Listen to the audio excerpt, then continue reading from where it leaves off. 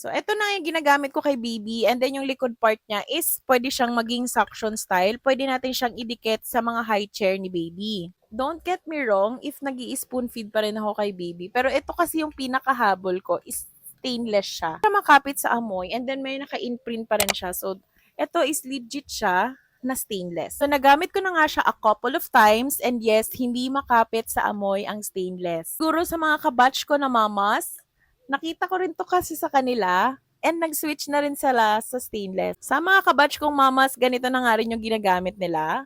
So, merong iba namang mga mommies is hindi satisfied sa suction niya. Pero for me kasi, okay lang naman. Kasi ang habol ko naman is yung stainless style niya. If you're a mama na mag-introduce pa lang ng solid food kay baby, laktawan nyo na yung silicone, mag-stainless na lang kayo agad. Alam ko merong bowl style nito, pero if you're on a plate na gusto nyo isahan na lang, pwedeng-pwede din naman itong stainless na 'to. So, i-share ko na lang yung link and let me know in the comment section kung nakapag-try na rin ba kayo ng stainless para sa food ni baby.